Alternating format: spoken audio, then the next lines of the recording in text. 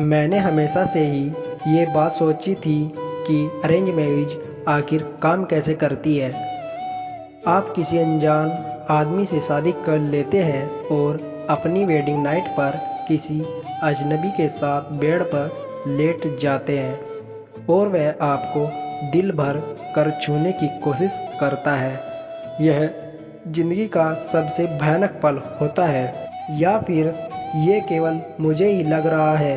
मैं रोती रही, लेकिन बार बार वह करता रहा यह गंदा काम। मैं अपनी फ्रेंड नंदनी जितनी लकी नहीं हूँ, क्योंकि अभी हाल ही में उसकी शादी हुई है और उसके साथ वह सब कुछ हुआ जिसके बारे में मैंने सिर्फ ख्वाब देखे थे। कॉलेज में मैंने एक लड़के को चाहा था, पर मेरी शादी मेरे कज़न भाई से कर दी गई। वह मेरी माँ के भाई का बेटा था। मैं एक साउथ इंडियन और काफ़ी फन लविंग लड़की थी। मैंने अपने घर से दूर एक कॉलेज में एडमिशन लिया था। वह मेरी मुलाकात अपने एक सीनियर दीपक से हुई।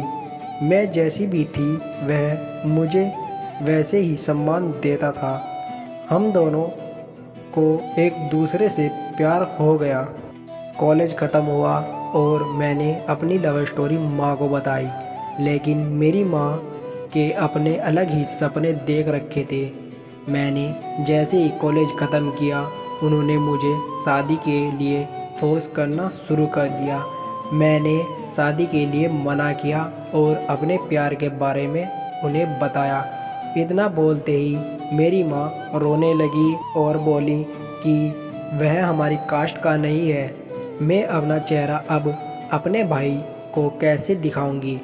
मैं और मेरी माँ के बीच में कई दिनों तक कहासुनी चलती रही। एक दिन अचानक से मेरी माँ चाकू ले अपनी कलाई काटने की जिद कर ली।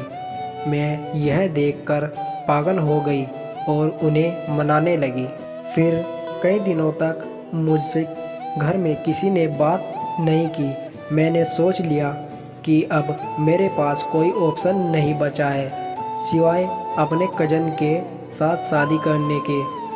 आखिर में क्या हुआ, मेरी माँ ने मुझे बताया कि शादी की सारी तैयारियां हो गई हैं और मुझे इस बात को अब एक्सेप्ट कर लेना चाहिए। मैंने अपने भाई से शादी कर ली। मुझे अब भी यकीन नहीं हो पा रहा था कि मेरा भाई अब मेरा पति बन चुका है। पति के पहले शब्द थे, मुझे दिखाओ। यह सुनते ही मुझे शौक लगा। मुझे चिल्लाने पर मजबूर मत करो। उसने मुझे धमकाया। मुझे समझ में नहीं आ रहा था कि मैं क्या बोलूं। उसने मेरे कान में बोला, तुम्हारे पास्ट के बारे में सब कुछ अच्छी तरह से पता है। तुम्हारे ही कारण मेरे माता पिता ने मेरी शादी इतनी जल्दी में करवाई। फिर उसने मुझे अपनी पत्नी बनाने का बोला। वह रात मेरे लिए सबसे भयानक थी। मुझे आज भी उस रात के बारे में सोचकर घबराहट होने लगती है कि खुद को मेरा पति बताने के लिए मेरे कज़न ने किस तरह से उस कमरे में बर्ताव किया। मेरी रातों की नींद उड़ चुकी थी। मुझे कई महीनों तक उस दुरुपयोग का सामना करना पड़ा।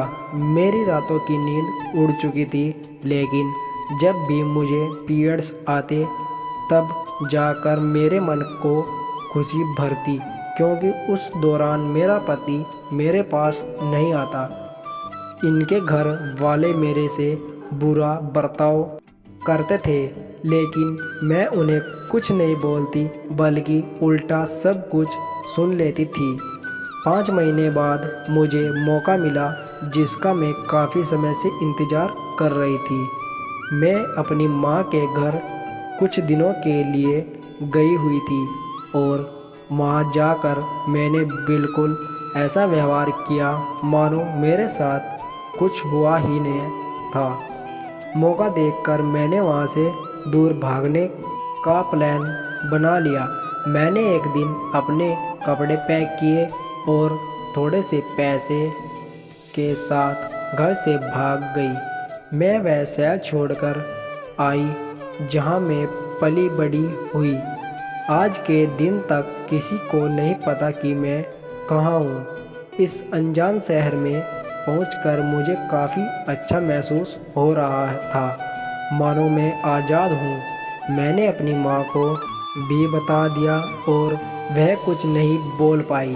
दीपक ने मुझसे कहा था कि मैं अंदर काफ़ी हिम्मत है और मैं अपनी नॉलेज के बल सब जीत सकता हूँ। मुझे दीपक की बहुत याद आती है, लेकिन अब 2 साल बीत चुके हैं। अब तक तो उसने शादी भी कर ली। क्या हर किसी की अरेंज मैरिज इतनी बुरी होती है? तब से लेकर आज तक मुझे यहाँ आए 2 साल बीत चुके हैं। तब से लेकर आज तक मैंने पीछे मुड़कर नहीं देखा। मैं जब भी अपनी सहेली नंदिनी और उसके पति को देखती हूँ, तब मुझे खुद ही लाइफ सोचकर बड़ा बुरा सा लगता है। नंदिनी एक खुशहाल महिला है। उसे देखकर लगता नहीं कि अरेंज मैरिज इतनी भी बुरी होती है जितनी कि मेरी कभी थी। तो आपको हमारी स्टोरी कैसी लगी? अगर आपको हमारी स्टोरी पसंद आई हो तो हमें कमेंट करके ज़रूर बताएं। और अगर आप हमारे चैनल पर नए हैं तो हमारे चैनल को सब्सक्राइब कर लीजिए और बेल आइकन को भी दबा दीजिए, जिससे कि आपको आने वाली हर वीडियो का नोटिफिकेशन मिलता रहे। धन्यवाद।